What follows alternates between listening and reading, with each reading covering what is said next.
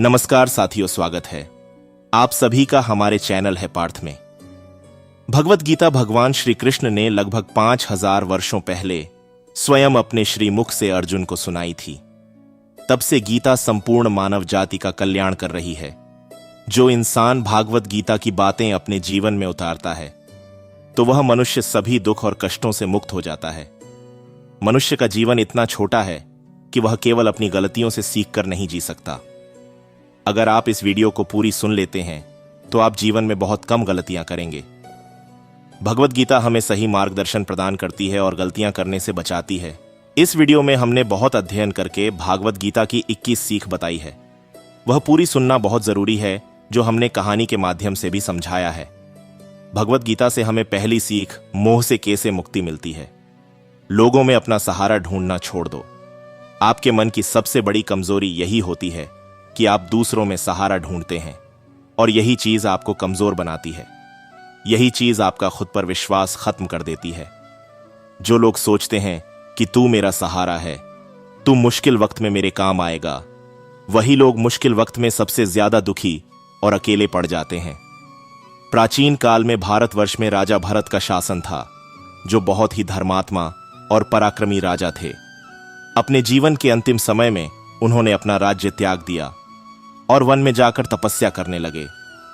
तपस्या करते हुए एक दिन उन्होंने एक हिरण के बच्चे को नदी में बहते हुए देखा। राजा भरत ने उस हिरण के बच्चे को बचाया और उसकी देखभाल करने लगे। धीरे धीरे राजा भरत का सारा ध्यान उस हिरण के बच्चे पर केंद्रित हो गया। वे अपनी साधना और तपस्या भूलकर दिन रात हिरण के बच्चे की चिन्ह में लगे रहते। समय बीतता गया और राजा भरत का मोह हिरण के बच्चे के प्रति बढ़ता गया। अंततः जब राजा भरत का मृत्यु समय आया तो उनका मन हिरण के बच्चे की चिंता में ही लिप्त था। इस कारण अगले जन्म में राजा भरत का पुनर्जन्म हिरण के रूप में हुआ। हालांकि उनकी पूर्व की साधना और तपस्या के कारण उन्हें अपने पिछले जन्म की यादें थीं। हिरण रूप में भी उन्हें यह समझा कि मोह और आसक्ति के कारण वे अपने आध्यात्मिक मार्ग से भटक गए थे। इस प्रकार हिरण रूप में रहते हुए भी उन्होंने अपने मोह को त्याग कर ईश्वर का ध्यान किया, और अंततः मोक्ष की प्राप्ति की यह कथा हमें सिखाती है कि मोह और आसक्ति हमें हमारे सच्चे मार्ग से भटका सकते हैं और दुख का कारण बनते हैं। मोह से मुक्त होकर ही हम सच्चे आत्मज्ञान और शांति की प्राप्ति कर सकते हैं। बहुत समय पहले की बात है। एक राज्य में राजा वीरेंद्र सिंह का शासन था। वीरेंद्र सिंह बहुत ही न्यायप्रिय, साहसी और दयालु थे। उनके राज्य में सभी लोग सुखी और संपन्न थे। राजा का एक बेटा राजकुमार आरव था, जो अपने पिता की तरह ही गुणवान और वीर था। राजा वीरेंद्र सिंह का एक बहुत ही प्रिय मित्र था। नाम था वसंत। वसंत और राजा बचपन से ही अच्छे मित्र थे और दोनों एक दूसरे पर बहुत भरोसा करते थे। वसंत राज्य का मुख्य सलाहकार भी था और उसने कई बार राजा की मदद की थी। राजा वीरेंद्र सिंह वसंत पर इतना मोह करते थे कि उसकी हर बात मान लेते थे, चाहे वह उचित हो या अनुचित। एक दिन राज्य के उत्तर में एक छोटा सा विद्रोह हुआ। विद्रोहियों ने राज्य की शांति भंग करने की कोशिश की। राजा वीरेंद्र सिंह ने अपने सेना प्रमुख और राजकुमार आरव को विद्रोह को शांत करने के लिए भेजा, लेकिन वसंत ने राजा से कहा, महाराज, मुझे लगता है कि आरव अभी इस काम के लिए तैयार नहीं है। हमें उसे यहां रहने देना चाहिए और किसी और को भेजना चाहिए। राजा, जो वसंत पर अति मोह करते थे, उसकी बात मान गए और राजकुमार आरव को दरबार में ही रहने दिया। सेना प्रमुख ने विद्रोह को शांत करने की पूरी कोशिश की, लेकिन उसे पूरी तरह से सफलता नहीं मिली। विद्रोहियों ने इस कमजोरी का फायदा उठाकर और भी अधिक आक्रमण करना शुरू कर दिया। जब राजकुमार आरव को यह सब पता चला तो उसने अपने पिता से कहा, पिताजी, मुझे विद्रोह को शांत करने का एक मौका दीजिए। मुझे विश्वास है कि मैं यह कार्य सफलतापूर्वक कर सकता हूं। राजा वीरेंद्र सिंह ने अपने पुत्र के साहस और आत्मविश्वास को देखा और इस बार उसने वसंत की सलाह को न मानते हुए राजकुमार आरव को विद्रोह शांत करने के लिए भेजा। आरव ने अपनी वीरता और बुद्धिमानी से विद्रोहियों को हराया और राज्य में शांति बहाल की। इस घटना ने राजा वीरेंद्र सिंह को सिखाया कि किसी पर अति मोह करना सही नहीं है। उन्होंने महसूस किया कि अपने मित्र के मोह में आकर उन्होंने एक महत्वपूर्ण निर्णय में गलती की थी। इस कहानी से हमें यह सीख मिलती है कि हमें किसी पर भी अति मोह नहीं करना चाहिए। विशेष रूप से निर्णय लेते समय हमें निष्पक्ष और विवेकपूर्ण होना चाहिए। अति मोह कभी कभी हमें सही और गलत में अंतर करने से रोक सकता है। भागवत गीता से हमें दूसरी सीख यह मिलती है कि अहंकार से दूर रहो। अहंकार व्यक्ति को पतन की ओर ले जाता है। अहंकार का अर्थ होता है स्वयं को दूसरों से श्रेष्ठ समझना और अपनी क्षमताओं या उपलब्धियों पर अत्यधिक गर्व करना। यह भावना व्यक्ति को समाज से अलग करती है और उसकी आंतरिक शांति और विकास में बाधा डालती है। अहंकार का त्याग करना जरूरी है क्योंकि यह व्यक्ति के पतन का कारण बन सकता है। बहुत समय पहले की बात है, एक बड़े और समृद्ध राज्य में राजा भानु प्रताप का शासन था। राजा बहुत ही शक्तिशाली और बहादुर था, लेकिन उसके मन में अहंकार ने घर कर लिया था। वह सोचता था कि वह सबसे श्रेष्ठ और अजेय है। उसकी प्रजा उससे डरती थी और उसके हर आदेश का पालन करती थी, लेकिन दिल से कोई उसे पसंद नहीं करता था। राजा का एक ही पुत्र था, राजकुमार विक्रम, जो अपने पिता की तरह बहादुर और समझदार था, लेकिन उसने अपने पिता के अहंकार को कभी नहीं अपनाया। वह हमेशा विनम्र और दयालु था, इसलिए प्रजा उसे बहुत प्यार करती थी। एक दिन राज्य के एक छोटे से गांव में अकाल पड़ गया। गांव वाले राजा भानु प्रताप के पास मदद मांगने आए, लेकिन राजा ने उनकी परेशानी को हल्के में लिया और कहा, मुझे समय नहीं है तुम्हारी समस्याएं सुनने का, तुम लोग खुद ही अपना समाधान निकालो। राजकुमार विक्रम ने यह सुना और गांव वालों की मदद करने का फैसला किया। उसने अपनी सेना और संसाधनों को गांव भेजा और वहां के लोगों की हर संभव सहायता की। इससे गांव वाले बहुत खुश हुए और उन्होंने राजकुमार की प्रशंसा की। राजा भानु प्रताप को यह बात बिल्कुल भी पसंद नहीं आई। उसे लगा कि उसका पुत्र उसकी प्रतिष्ठा को कम कर रहा है। उसने विक्रम को बुलाया और गुस्से में कहा, तुम्हें मेरे आदेश के बिना कुछ भी नहीं करना चाहिए। तुम्हारा कर्तव्य है कि तुम मेरी आज्ञा का पालन करो। विक्रम ने नम्रता से उत्तर दिया, पिताजी, एक राजा का असली कर्तव्य उसकी प्रजा की भलाई करना होता है। अगर हम उनकी मदद नहीं करेंगे तो वे हमारे ऊपर क्यों विश्वास करेंगे और हमें सम्मान क्यों देंगे। राजा भानु प्रताप ने यह सुना और थोड़े समय के लिए चुप हो गया, लेकिन उसके अहंकार ने उसे यह स्वीकार नहीं करने दिया कि वह गलत था। उसने विक्रम को दरबार से बाहर कर दिया और उसे राज्य के मामलों से दूर रहने का आदेश दिया। कुछ समय बाद एक पड़ोसी राज्य ने राजा भानु प्रताप के राज्य पर आक्रमण कर दिया। राजा ने अपनी पूरी सेना को युद्ध के लिए तैयार किया, लेकिन उसके अहंकार के कारण कई महत्वपूर्ण मंत्री और जनरल उसके साथ नहीं थे। युद्ध में राजा भानु प्रताप की सेना को भारी नुकसान हुआ और वे हार के कगार पर पहुंच गए। राजकुमार विक्रम ने यह देखा और तुरंत अपने पिता की मदद करने का निर्णय लिया। उसने अपने साथी योद्धाओं के साथ युद्ध में भाग लिया और अपनी वीरता और रणनीति से दुश्मनों को पराजित कर दिया। राजा भानु प्रताप ने अपने पुत्र की वीरता और समझदारी को देखा और उसे अपनी गलती का एहसास हुआ। राजा ने विक्रम से माफी मांगी और उसे राज्य का उत्तराधिकारी घोषित कर दिया। उसने यह भी सीखा कि अहंकार केवल विनाश की ओर ले जाता है और एक सच्चा राजा वही होता है जो अपनी प्रजा की भलाई के लिए हमेशा तत्पर रहता है। इस कहानी से हमें यह सीख मिलती है कि अहंकार कभी भी अच्छे परिणाम नहीं देता। विनम्रता और प्रजा के प्रति दयालुता ही एक सच्चे राजा की पहचान है। रामायण की कथा में रावण एक महान योद्धा, विद्वान और शक्तिशाली राजा था। उसके पास अपार शक्ति, ज्ञान और धन था, लेकिन उसके अहंकार ने उसे विनाश की ओर धकेल दिया। रावण के अहंकार की वजह से उसने सीता का अपहरण किया, जिससे भगवान राम के साथ उसका युद्ध हुआ। रावण को अपने बल और शक्ति पर इतना घमंड था कि उसने सोचा कि कोई भी उसे हरा नहीं सकता, लेकिन उसका यह अहंकार की सबसे बड़ी कमजोरी बन गई। रावण की बहन शूर्पणखा ने जब रावण को सीता के अपहरण के लिए उकसाया, तब रावण ने अपने अहंकार के कारण यह सोच लिया कि वह राम को हरा देगा और सीता को प्राप्त कर लेगा। उसने राम की शक्ति को कम आंका और अपने अहंकार में डूबा रहा। जब रावण ने सीता का अपहरण किया, तब यह उसके अहंकार का चरम था।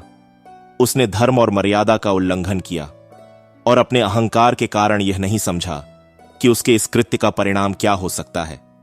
अंततः भगवान राम के साथ युद्ध में रावण को पराजित होना पड़ा और उसकी मृत्यु हुई। रावण का उदाहरण हमें यह सिखाता है कि अहंकार व्यक्ति को उसकी गलतियों का एहसास नहीं होने देता और उसे विनाश की ओर ले जाता है। अहंकार से भरा व्यक्ति सही और गलत का भेद नहीं कर पाता और अपने गलत निर्णयों से अपना पतन कर लेता है। भगवत गीता की तीसरी सीख संघर्ष से ना डरे।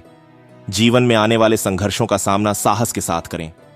जीवन में कठिनाइयां और संघर्ष अवश्य आते हैं, लेकिन इनसे डरना नहीं चाहिए। साहस के साथ उनका सामना करना चाहिए। इस विचार को एक कहानी के माध्यम से समझा जा सकता है। महाभारत के युद्ध में अर्जुन एक महान योद्धा थे। युद्ध से पहले जब वे कुरुक्षेत्र के मैदान में खड़े थे, उन्होंने अपने ही परिवार, गुरु और मित्रों को विरोधी पक्ष में देखा। यह देखकर अर्जुन बहुत दुखी और भ्रमित हो गए। उन्हें समझ नहीं आ रहा था कि वे इस युद्ध का सामना कैसे करेंगे। उन्होंने अपने धनुष को नीचे रख दिया और युद्ध करने से मना कर दिया। तब भगवान कृष्ण ने अर्जुन को गीता का उपदेश दिया। उन्होंने अर्जुन को बताया कि यह युद्ध केवल एक भौतिक संघर्ष नहीं है, बल्कि धर्म और अधर्म के बीच की लड़ाई है। कृष्ण ने अर्जुन को यह भी सिखाया कि आत्मा अजर अमर है और यह शरीर मात्र एक साधन है, इसलिए उसे अपने कर्तव्य का पालन करना चाहिए और धर्म की रक्षा के लिए संघर्ष करना चाहिए। भगवान कृष्ण ने अर्जुन को समझाया कि जीवन में संघर्षों का सामना साहस के साथ करना चाहिए।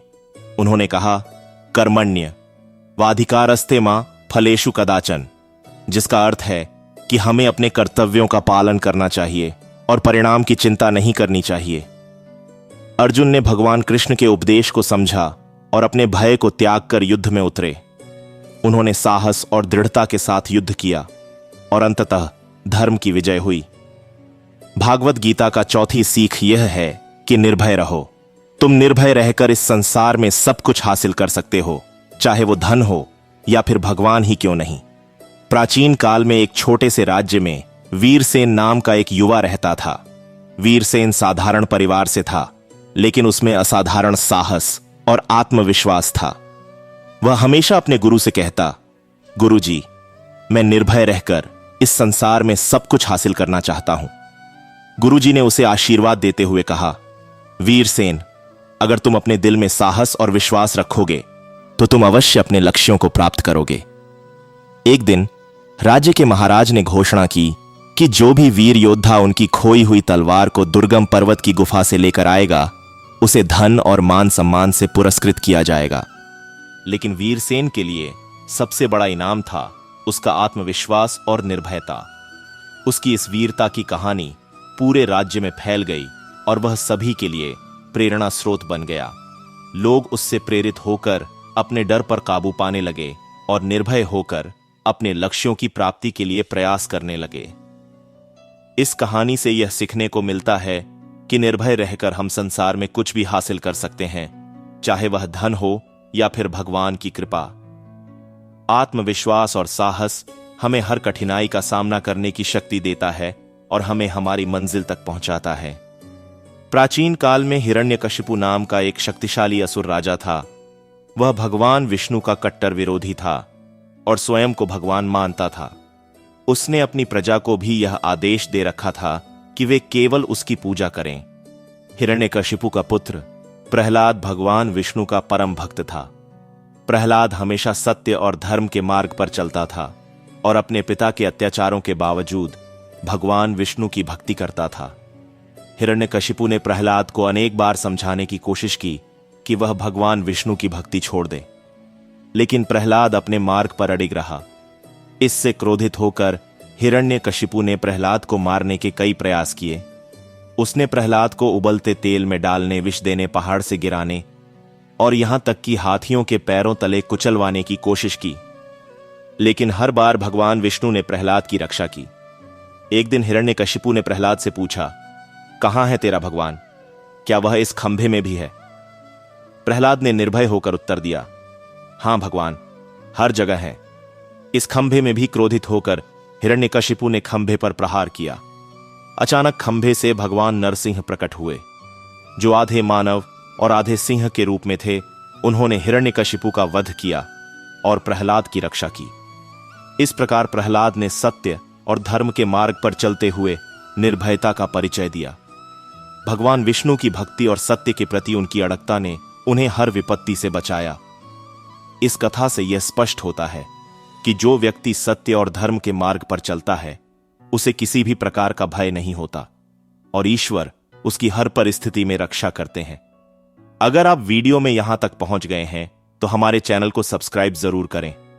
भगवत गीता के ज्ञान से हमें पांचवी यह सीख मिलती है कि हमारी आत्मा अमर है, अनंत कालिक और नित्य है। शरीर की मृत्यु केवल एक भौतिक घटना है और यह सिर्फ आत्मा का शरीर से अलग होने का माध्यम है।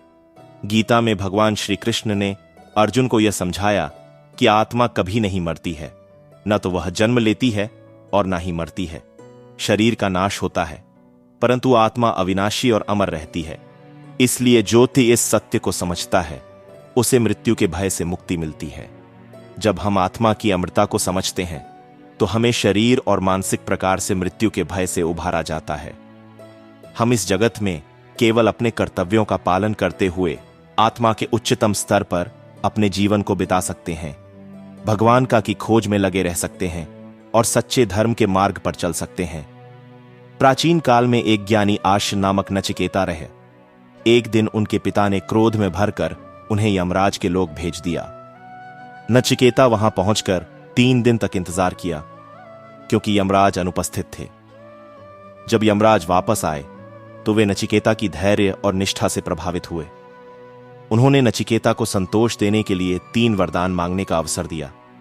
नचिकेता ने पहले वरदान में अपने पिता के मन की शांति की प्रार्थना की। दूसरे वरदान में उन्होंने धार्मिक अग्नि यज्ञ का ज्ञान मांगा। यमराज ने यह दोनों वरदान स्वीकार किए। तीसरे और अंतिम वरदान में नचिकेता ने मृत्यु के बाद के जीवन के रहस्य को समझने की मांग की। यमराज ने पहले नचिकेता को विरोध किया और उन्हें संसार, धन, शक्ति और भोगों का प्रस्ताव दिया, परंतु नचिकेता ने अपनी अखंडता से मांग की। पर आखिरकार यमराज ने उन्हें अमर आत्मा के रहस्य की अद्वितीय ज्ञान दिया। इस कथा से हमें यह सिख मिलती है कि आत्मा अमर है, शरीर की मृत्यु केवल एक भौतिक घटना है। यह ज्ञान नचिकेता को मृत्यु के भय से परे करने में सक्षम करता है और उसे आत्मिक शांति प्राप्त करने में सहायक होता है। भागवत गीता का 6वां उद्देश्य है कि संयम बरतो, अपनी इंद्रियों और इच्छाओं पर संयम रखना सीखो। विश्वामित्र एक महान आर्ष थे। वे कठोर तपस्या करते थे और अनेक शक्तियां प्राप्त कर चुके थे।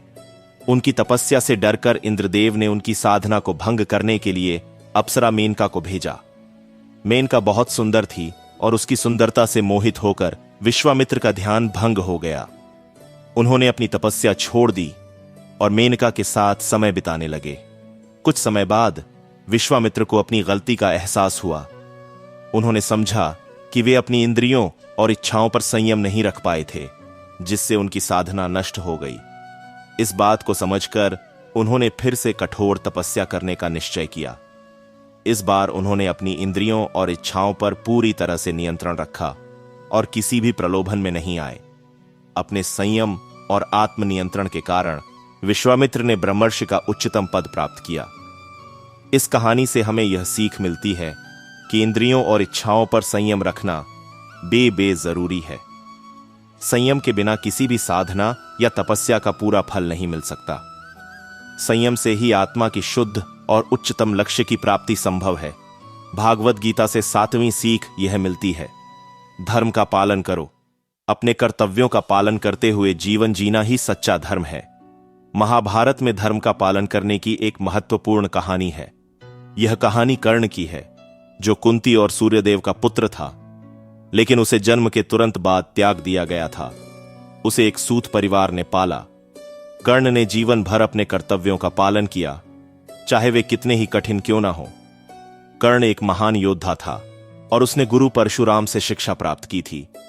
लेकिन जब परशुराम को यह पता चला कि कर्ण क्षत्रिय है और उसने झूठ बोलकर शिक्षा प्राप्त की, तो उन्होंने कर्ण को शाप दिया कि वह अपने जीवन के सबसे महत्वपूर्ण समय में अपने कौशल को भूल जाएगा। इसके बावजूद कर्ण ने अपने कर्तव्यों का पालन किया और हमेशा अपने मित्र दुर्योधन के प्रति वफादार रहा। कर्ण की एक और प्रमुख विशेषता थी कि वह बहुत दानवीर था। एक दिन जब वह सूर्यदेव को अर्घ्य दे रहा था, तब इंद्रदेव एक ब्राह्मण के वेश में उसके पास आए और उससे उसकी कवच और कुंडल मांग ली। कर्ण जानता था कि यह कवच और कुंडल उसकी सुरक्षा के लिए महत्वपूर्ण थे, लेकिन फिर भी उसने अपने कर्तव्य और दान के धर्म का पालन करते हुए इन्हें इंद्र को दे दिया। अंततः महाभारत के युद्ध में कर्ण ने अपने धर्म और कर्तव्यों का पालन करते हुए अर्जुन के साथ युद्ध किया। युद्ध के दौरान जब उनका रथ कीचड़ में फंस गया और वह असहाय हो गए, तब भी उन्होंने धर्म और योद्धा धर्म का पालन किया और अपने कर्तव्य से विचलित नहीं हुए। कि कहानी हमें यह सिखाती है कि सच्चा धर्म अपने कर्तव्यों का पालन करना है, चाहे परिस्थिति कितनी भी कठिन क्यों ना हो। धर्म का पालन करने से ही जीवन का सच्चा अर्थ और उद्देश्य मिलता है। भागवत गीता का 8वां उद्देश्य यह है कि सत्य की राह पर चलो। सत्य का मार्ग हमेशा कठिन होता है, लेकिन यह हमें सच्चे उद्देश्य की ओर ले जाता है। महाभारत में युधिष्ठिर सत्य और धर्म के प्रतीक माने जाते हैं। एक घटना में उनकी सत्यनिष्ठा और धर्म के प्रति दृढ़ता की परीक्षा ली गई थी। राजसूय यज्ञ के दौरान जब युधिष्ठिर ने दुर्योधन को यज्ञ का मुख्य अतिथि बनाया, तब दुर्योधन ने छल से पांडवों को धोखे में डालकर उन्हें पासे के खेल में हराया। इस खेल के परिणाम स्वरूप पांडवों को अपना राज्य छोड़कर 13 साल का वनवास और 1 साल का अज्ञातवास भोगना पड़ा। वनवास के दौरान युधिष्ठिर ने अनेक कठिनाइयों का सामना किया, लेकिन उन्होंने कभी भी सत्य और धर्म का मार्ग नहीं छोड़ा। एक दिन जब पांडव वन में थे, तब दुर्योधन ने कपटपूर्वक युधिष्ठिर को अपमानित करने के लिए दुर्वासा आर्ष को उनके पास भेजा। दुर्वासा आर्षी अपने 1000 शिष्यों के साथ युधिष्ठिर के आश्रम में पहुंचे और भोजन की मांग की। युधिष्ठिर और उनके भाई भोजन की कमी के कारण चिंतित हो गए, लेकिन उन्होंने हार नहीं मानी। युधिष्ठिर ने भगवान श्री कृष्ण का ध्यान किया और उनसे सहायता मांगी। भगवान श्री कृष्ण ने द्रौपदी को अक्षय पात्र दिया था, जो कभी खाली नहीं होता था। द्रौपदी ने उस पात्र से भोजन निकालकर दुर्वासा रस और उनके शिष्यों को खिलाया। इस प्रकार युधिष्ठिर की सत्यनिष्ठा और धर्म का पालन करते हुए उन्होंने अपने कर्तव्यों का पालन किया और कठिनाइयों का सामना किया। महाभारत के युद्ध के अंत में जब धर्मराज युधिष्ठिर को राज्य प्राप्त हुआ, तब भी उन्होंने सत्य और धर्म का पालन किया। उन्होंने राज्य का संचालन न्याय और सत्य के आधार पर किया, जिससे उनका राज्य सुखी और समृद्ध बना। युधिष्ठिर की कहानी हमें यह सिखाती है कि सत्य का मार्ग हमेशा कठिन होता है, लेकिन यह हमें सच्चे उद्देश्य और सफलता की ओर ले जाता है। भागवत गीता का 9वां विचार यह है कि निर्लेप रहो, कर्म करो, लेकिन फल की चिंता न करो। निष्काम कर्म ही सच्चा योग है। एक बार एक साधु जंगल में तपस्या कर रहे थे। भगवान ने उनकी तपस्या से प्रसन्न होकर उन्हें वरदान मांगने को कहा। साधु ने कहा, प्रभु, मुझे हर कार्य बिना फल की चिंता किए करने का आशीर्वाद दें। भगवान ने कहा, तथास्तु, और चले गए। साधु ने जीवन भर इसी सिद्धांत पर काम किया। वे जानवरों की सेवा करते, वृक्षों को पानी देते और जरूरतमंदों की मदद करते थे। वे कभी भी यह नहीं सोचते थे कि उनके काम का क्या परिणाम होगा। बस वे बिना किसी अपेक्षा के कर्म करते रहते थे। समय के साथ साधु के कर्मों का अच्छा प्रभाव दिखने लगा। जंगल हरा भरा हो गया, जानवर खुशहाल हो गए और लोग साधु से प्रेरित होकर उनकी सेवा में शामिल होने लगे। साधु ने कभी भी अपने कार्य का श्रेय नहीं लिया और न ही उनकी प्रशंसा की चिंता की। साधु ने भगवान श्री कृष्ण के उपदेश का पालन करते हुए निष्काम कर्म का वास्तविक अर्थ समझा और उसे अपने जीवन में अपनाया। उनके इस जीवन जीने के तरीके ने लोगों को सिखाया कि सच्चा योग वही है जो फल की चिंता किए बिना पूरी निष्ठा के साथ कर्म करता है। भागवत गीता की 10वीं सीख यह है, आत्मनियंत्रण और इंद्रियों पर विजय पाना महत्वपूर्ण है। एक समय की बात है, एक महान संत थे जिनका नाम महर्षि विश्वामित्र था। वे अपने कठोर तप और साधना के लिए प्रसिद्ध थे। उनकी तपस्या इतनी प्रबल थी कि इंद्रदेव को उनसे भय होने लगा। इंद्रदेव ने उनकी तपस्या भंग करने के लिए अप्सरा मेनका को भेजा। मेनका की सुंदरता और मोहता ने विश्वामित्र का ध्यान भंग कर दिया। वह उनके साथ रहने लगे और तपस्या छोड़ दी। कुछ समय बाद जब उन्हें अपनी गलती का एहसास हुआ, तो उन्होंने मेनका को छोड़कर फिर से कठोर तपस्या शुरू कर दी। इस बार उन्होंने अपने मन और इंद्रियों पर पूर्ण नियंत्रण रखा और किसी भी प्रलोभन से नहीं विचलित हुए। विश्वामित्र की कठोर तपस्या और आत्मनियंत्रण ने उन्हें महान आर्ष बना दिया। उन्होंने अनेक शक्तियां प्राप्त की और अंततः ब्रह्मर्षि का पद प्राप्त किया। उनकी इस कहानी से हमें यह सीखने को मिलता है कि आत्मनियंत्रण और इंद्रियों पर विजय पाना कितना महत्वपूर्ण है। बिना आत्मनियंत्रण के किसी भी साधना या तपस्या का पूर्ण फल नहीं मिल सकता। इस प्रकार महर्षि विश्वामित्र की कहानी हमें सिखाती है कि आत्मनियंत्रण और इंद्रियों पर विजय पाने से हम अपने जीवन में सच्ची शांति और सफलता प्राप्त कर सकते हैं। भागवत गीता से 11वीं सीख यह मिलती है कि में रहो, सुख दुख लाभ हानि जय पराजय में समान रहो। भगवत गीता में भगवान श्री कृष्ण अर्जुन को सिखाते हैं कि सच्चा योगी वह है जो सुख दुख लाभ हानि और जय पराजय में समान रहता है। यह समता की भावना व्यक्ति को स्थिरता और शांति प्रदान करती है। इसे एक सरल कहानी के माध्यम से समझा जा सकता है। एक बार एक संत थे जो एक छोटे से गांव में रहते थे। उनका नाम संत विदुर था। विदुर अपनी समता के लिए प्रसिद्ध थे।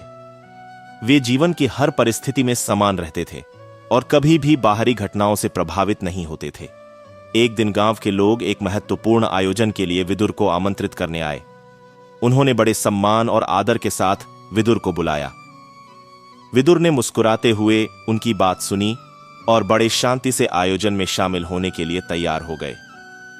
आयोजन में सभी ने उनका स्वागत किया और उनकी प्रशंसा की। विदुर ने सबकी सराहना को समान भाव से स्वीकार किया और किसी प्रकार का गर्व नहीं दिखाया। कुछ दिनों बाद उसी गांव में कुछ लोगों ने विदुर के खिलाफ झूठी अफवाह फैलाई। लोगों ने विदुर को अपमानित करने का प्रयास किया और उनका मजाक उड़ाया। विदुर ने इस अपमान को भी शांत भाव से सहन किया और किसी प्रकार का क्रोध या द्वेष नहीं दिखाया। विदुर की इस समता ने गांव के लोगों को बहुत प्रभावित किया। वे समझ गए कि विदुर सच्चे योगी हैं जो सुख दुख लाभ हानि और जय पराजय में समान रहते हैं। इस प्रकार विदुर ने अपने जीवन के हर परिस्थिति में समान भाव रखकर सभी को समता का महत्व सिखाया। समता की यह भावना हमें सिखाती है कि जीवन के हर परिस्थिति में स्थिर और शांत रहना चाहिए। चाहे हमें सुख मिले या दुख लाभ हो या हानि जय मिले या पराजय, हमें हमेशा समान रहना चाहिए। इससे हमें सच्ची शांति और संतोष प्राप्त होता है। भागवत गीता से 12वीं सीख यह मिलती है, समर्पण भगवान के प्रति पूर्ण समर्पण ही हमें सच्चे सुख की ओर ले जाता है। प्राचीन काल में एक भक्त था जिसका नाम ध्रुव था। ध्रुव एक राजकुमार था, लेकिन उसके पिता की दूसरी पत्नी ने उसे अपने पिता की गोद में बैठने से मना कर दिया। यह अपमान सहन ना कर पाने के कारण ध्रुव ने अपनी मां से पूछा कि उसे सच्चा सुख और सम्मान कैसे मिल सकता है। उसकी मां ने उसे भगवान नारायण की शरण में जाने की सलाह दी। ध्रुव ने अपनी मां की सलाह मानकर वन की ओर प्रस्थान किया। वहां उसने कठोर तपस्या और ध्यान करना शुरू किया। उसने भगवान नारायण के प्रति पूर्ण समर्पण दिखाया। उसकी तपस्या इतनी प्रबल थी कि उसने खाने पीने का त्याग कर दिया और एकाग्र चित्त होकर भगवान का ध्यान करता रहा। ध्रुव की तपस्या और समर्पण से भगवान नारायण प्रसन्न हो गए और प्रकट होकर उसे वरदान दिया। भगवान ने ध्रुव को आशीर्वाद दिया कि वह हमेशा के लिए एक उज्ज्वल तारा ध्रुव तारा के रूप में आकाश में स्थापित रहेगा और सभी लोग उसे आदर और सम्मान के साथ देखेंगे। इस प्रकार ध्रुव का भगवान के प्रति पूर्ण समर्पण उसे सच्चे सुख और सम्मान की ओर ले गया। उसकी कहानी हमें यह सिखाती है कि जब हम अपने जीवन में भगवान के प्रति पूर्ण समर्पण करते हैं तो हमें सच्ची शांति, सुख और सम्मान प्राप्त होता है। समर्पण ही सच्चे सुख की कुंजी है। भागवत गीता से 13वीं सीख यह मिलती है, शांति की खोज। अंतर्मन की गहराई में एक समय की बात है। एक युवक ने अपने गांव से दूर जंगल में एक आश्रम स्थापित किया। वह युवक ध्यान और तपस्या में लगा रहता था, परंतु उसका मन अक्सर अशांति और चिंता में रहता था। उसे अपने मन की अशांति से छुटकारा नहीं मिल रहा था। एक दिन उसने अपने गुरुजन से अपनी अस्थिरता का समाधान पूछा। गुरुजन ने उसे समझाया कि शांति की खोज बाहरी दुनिया में नहीं, अपितु अंतर्मन में है। उन्होंने उसे एक विशेष ध्यान विधि बताई, जिसमें उसे अपने विचारों को स्थिर करने के लिए निरंतर प्रयत्न करने की सलाह दी। उस विधि के अनुसार युवक ने रोजाना अपने ध्यान में समय बिताने का निर्णय लिया। उसने ध्यान में बैठकर अपने मन के विचारों को ध्यान देना शुरू किया। शुरुआत में उसका मन बहुत ही अस्थिर था, परंतु वह निरंतर प्रयत्न करता रहा। धीरे धीरे उसके मन के विचार स्थिर होने लगे और उसने अपने आत्मन में गहरी शांति का अनुभव किया। उसकी अस्थिरता दूर हो गई और वह अब अपने जीवन को शांति से भर देखने लगा। उसके विचारों में स्थिरता आई और उसने आत्मा की गहराई में सच्ची शांति को पाया। इस कहानी से हमें यह सीखने को मिलता है कि शांति की खोज हमें बाहरी दुनिया में नहीं बल्कि अपने अंतर मन में है। जब हम अपने मन के विचारों को संयमित और स्थिर बनाते हैं तो हमें सच्ची शांति की प्राप्ति होती है।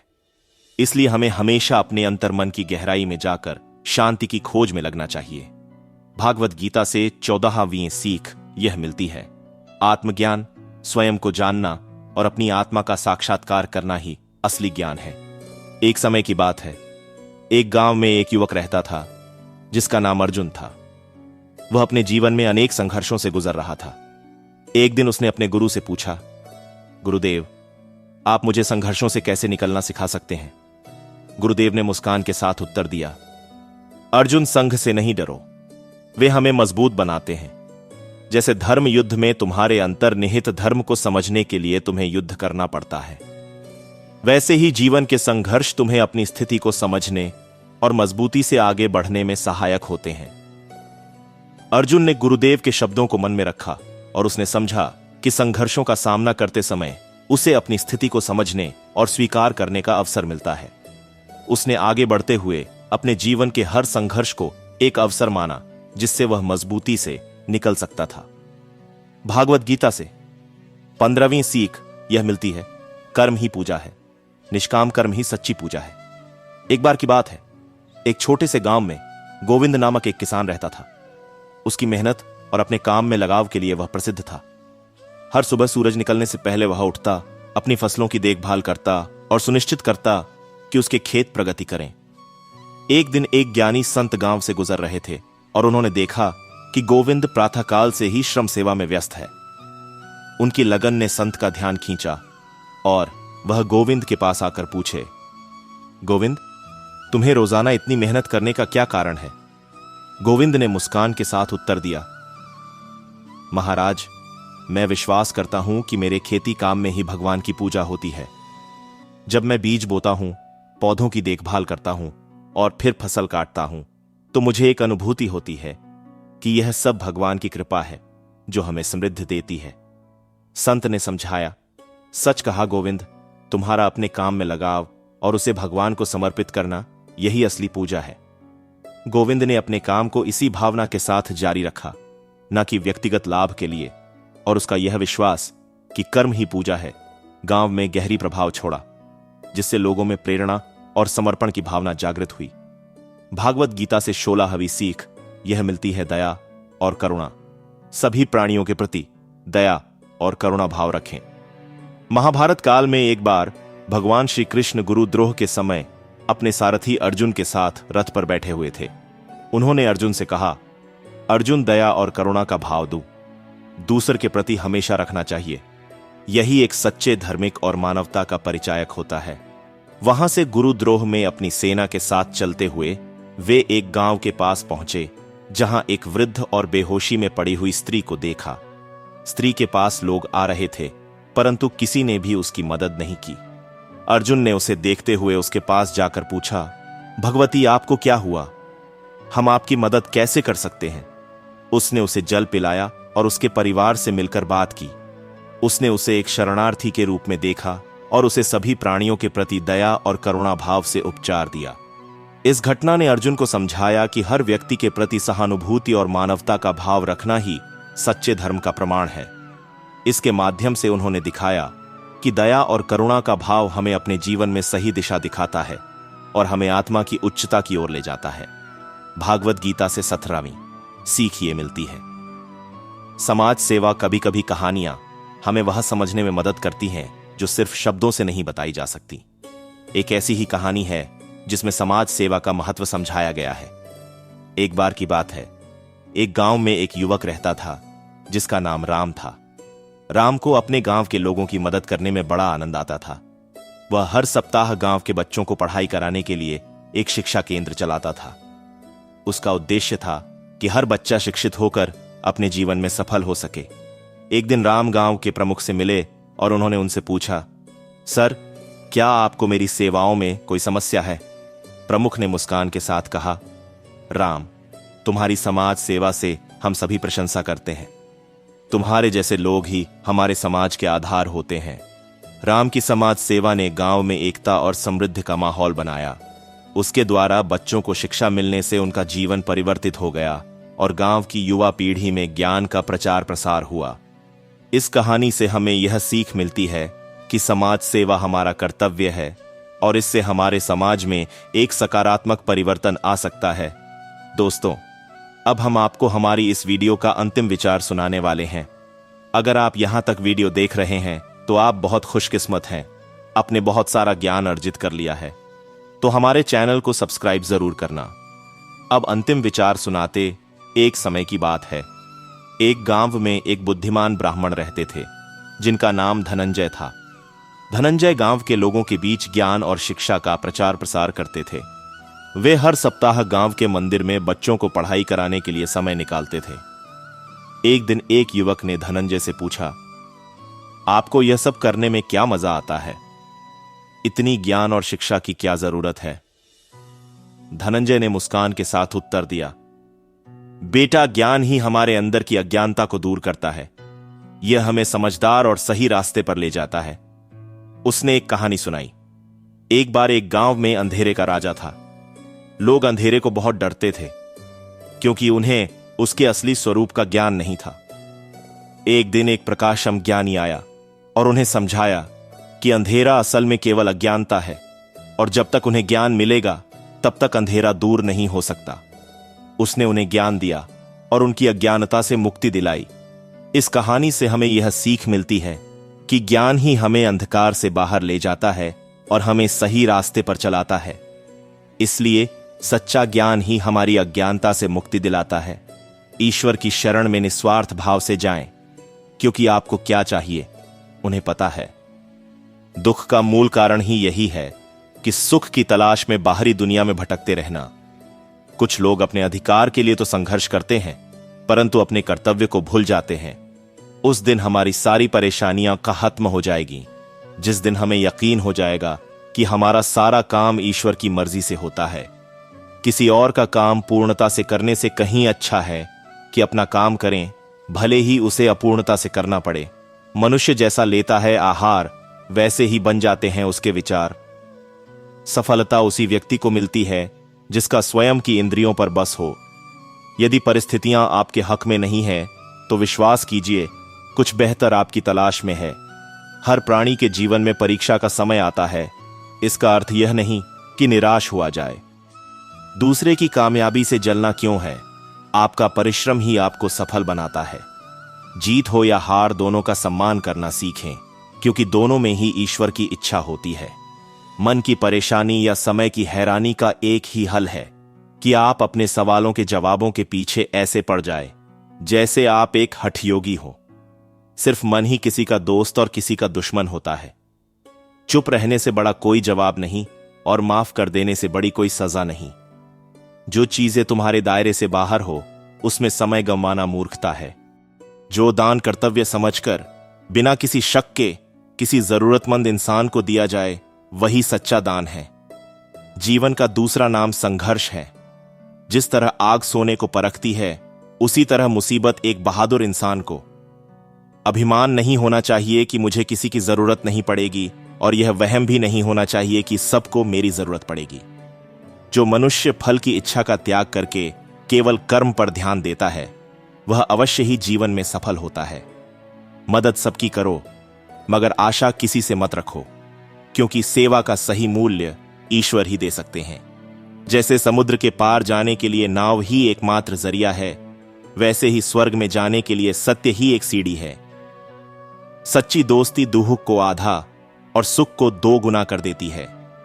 जितना हो सके खामोश रहना ही अच्छा है, क्योंकि सबसे ज्यादा गुनाह इंसान से उसकी जुबान ही करवाती है। परिवर्तन संसार का नियम है। समय के साथ संसार में हर चीज परिवर्तन के नियम का पालन करती है। जो बीत गया उस पर दुख क्यों करना, जो है उस पर अहंकार क्यों करना, और जो आने वाला है उसका मोह क्यों करना। कोई भी अपने कर्म से भाग नहीं सकता, कर्म का फल तो भुगतना ही पड़ता है। इसलिए अच्छे कर्म करो ताकि अच्छे फल मिले।